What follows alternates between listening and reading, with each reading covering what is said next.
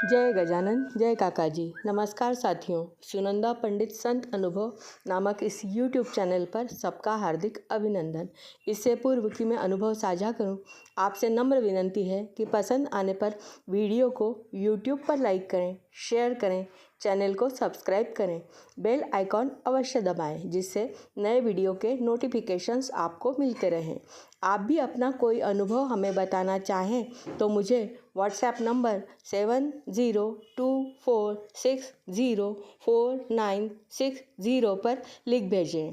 आपका अनुभव description box में दी गई मेल आईडी पर भी हिंदी, मराठी या इंग्लिश में भेज सकते हैं। आपका अनुभव शेयर करने में हमें खुशी होगी। तो चलिए आज के अनुभव की शुरुआत करते हैं। आज मैं आपको विवेक जी को आया हुआ अनुभव बताने जा रही हूँ। वे कहते हैं कि युवा अवस्था में उनके अनेक मित्र थे, पर जैसे जैसे कालखंड आगे बढ़ा सारे चले गए।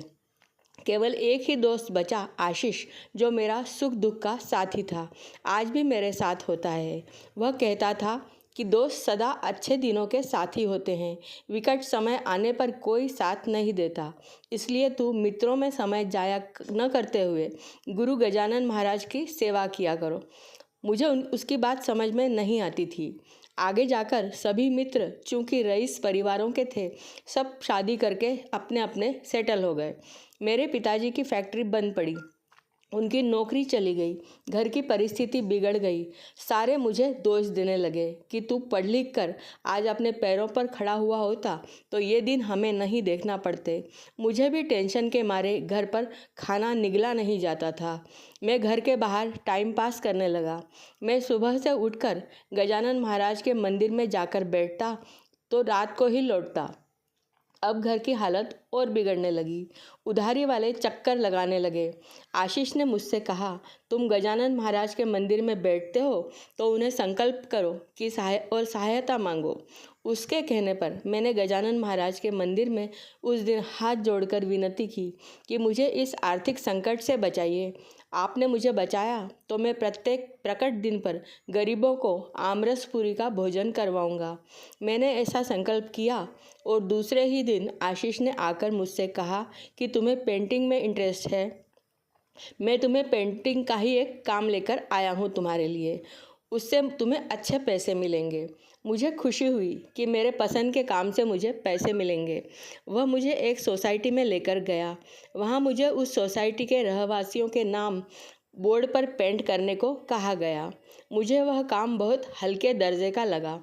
मैं उनको मना ही करने वाला था कि वहाँ एक फटे कपड़े पहने भिखारी आया। उसे देखकर मेरे मन में अचानक विचार कौंध गया कि मैंने किसी काम को छोटा समझकर आज मना किया तो हो सकता है मेरी अवस्था आगे जाकर इस भिखारी के समान हो जाए। यह विचार आते ही मैंने उन्हें बोर्ड पेंट करने के लिए हामी भर दी।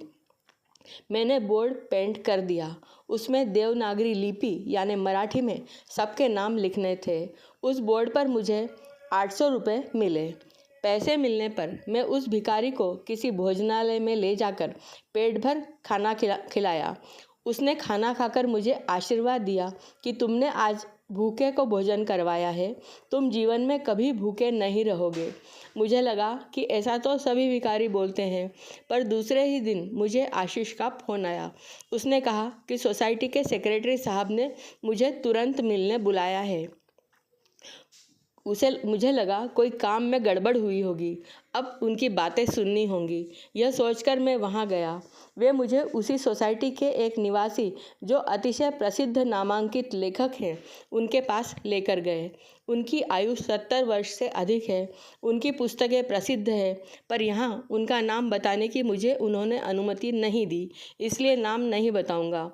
उन्होंने मुझसे कहा कि बोर्ड तुमने ही पेंट किया क्या? मैंने कहा हाँ। मैं मन में सोच रहा था कि काम में कुछ गड़बड़ अवश्य हुई है। अब मुझे ये कुछ उल्टा सीधा कहने वाले हैं। उन्होंने मुझसे कहा कि जिस कागज़ पर तुमने नाम लिख कर दिए गए थे उससे अलग तरीके से तुमने नाम लिखे हैं, यानी तुमने कागज़ के अनुसार ह्रस्व दीर्घ की मात्राएं नहीं लगाई। ऐसा क्यों किया? मैंने शुरू से ही मराठी भाषा में मैं बहुत पक्का हूँ, इसलिए मैंने इतने बड़े लेखक जो मेरे सामने थे उनको भी उत्तर दिया कि कागज़ पर व्याकरण के अनुसार गलत लिखा था, इसलिए मैंने लिखते समय सारे सुधार करके लिखा। वे खुश होकर मुझसे बोले कि मुझे तुम्हारी दो बातें पसंद आई, एक तो तुम्हारा मराठी भाषा पर प्रभुत्व और दूसरा तुम्हारा आत्मविश्वास। फिर वे बोले कि मेरी आयु अधिक हुई है, लिखते समय मेरे हाथ कांपते हैं, क्या तुम रोज़ आकर मेरे विचार कागज़ पर उतार सकते हो? मुझे लेखन के लिए एक सहायक की आवश्यकता है, इस काम के तुम्हें अच्छे पैसे मिलेंगे। मैंने हाँ कर दी और अब मेरे दुर्दिन टल गए, मुझे काम मिल गया, जिससे अब मुझे अच्छी आमदनी होने लगी। मैंने जिस दिन गजानन महाराज से मेरा संकट हरने के लिए प्रार्थना की थी, उसके दूसरे ही दिन मुझे सोसाइटी का काम मिला।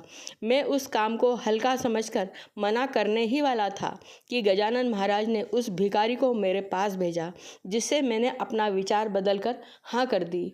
आज उनकी कृपा से ही मैं विकट परिस्थिति से बाहर आ चुका हूँ। यह गजानन महाराज का ही आशीर्वाद है। जय गजानन, श्री गजानन। आपको आज का अनुभव कैसा लगा कमेंट में अवश्य बताएं।